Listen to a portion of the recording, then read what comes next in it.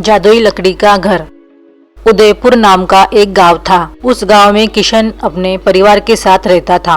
वो एक लकड़हारा रहता है और एक ईमानदार और दयालु किस्म का आदमी रहता है। हमेशा वो किसी भी व्यक्ति की मदद करने के लिए तैयार रहता है। लेकिन इस बात से किशन की पत्नी गीता हमेशा परेशान रहती थी और वो सोचती थी, ये कैसा आदमी है, इसके खुद के खाने के लिए कुछ भी नहीं है और हमेशा दूसरों के पेट भरने में लगा रहता है। ऐसे ही एक बार किशन अपने दोस्त के साथ एक टी स्टॉल पर चाय पी रहा था।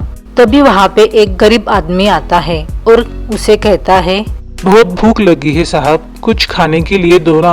किशन के साथ उसका दोस्त निखिल कहता है, क्या हुआ दादा, सवेरे सवेरे शुरू हो गए?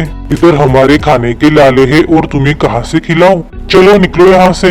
लेकिन किशन को उस गरीब आदमी की दया आती है और उसे चाय और खाने के लिए बिस्कुट खरीद कर देता है। ये लो दोस्त, ये चाय और बिस्कुट खा लो, तुम्हें अच्छा लगेगा। वो गरीब आदमी चाय और बिस्कुट खा लेता है और किशन का धन्यवाद करता है और वहाँ से चला जाता है। किशन और निखिल अपनी चाय खत्म करके वहाँ से चले जाते हैं। इधर घर आकर रात को किशन को एक सपना आता है और उसके सपने में वही गरीब आदमी आता है और कहता है, तुम जंगल में जब लकड़ियाँ तोड़ने जाओगे तो तुम्हें वहाँ पे एक वुडन हाउस दिखेगा। वो एक जादुई वुडन हाउस है। तुम उस वुडन हाउस के अंदर जाना और वहाँ जाकर तुम्हारी सारी परेशानियाँ दूर हो जाएगी। कुछ ही देर में सवेरा हो जाता है। किशन उस सपने को सपना समझकर भूल जाता है और जंगल में लकड़ियाँ तोड़ने को चला जाता है।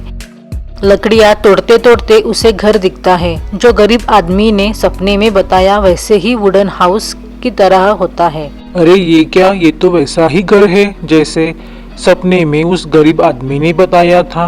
ये तो सच में जादू है। किशन बहुत सोचता है और उस वुडन हाउस के अंदर चला जाता है। अंदर जाकर देखता है तो वहाँ पे ढेर सारा सोना रहता है और एक बड़ा सा सांप भी बैठा रहता है। उस सांप को देखकर वो बहुत डर जाता है, लेकिन वो सांप उसे कहता है, घबराओ मत, तुम यहाँ आए मतलब तुमने जरूर उस गरीब आदमी की मदद की है। आओ और तुम्हें जो चाहिए वो ले जाओ। मुझे कुछ नहीं चाहिए। सपने में गरीब आदमी ने बताया था और वैसे ही वुडन हाउस देखा, मुझसे रहा नहीं गया, इसलिए देखने के लिए चला आया। मुझे कुछ नहीं चाहिए। तुम वुडन हाउस में आओ और कुछ ना ले जाओ, ये हो ही नहीं सकता। तुम कुछ मत सोचो और जो चाहिए वो ले जाओ। सांप के कहने पर किशन कुछ सोना लेकर घर चला जाता है और पत्नी को सारी बात बता देता है।